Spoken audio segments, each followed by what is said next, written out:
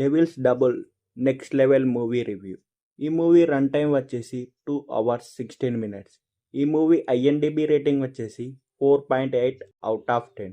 ఇది ఒక comedy movie.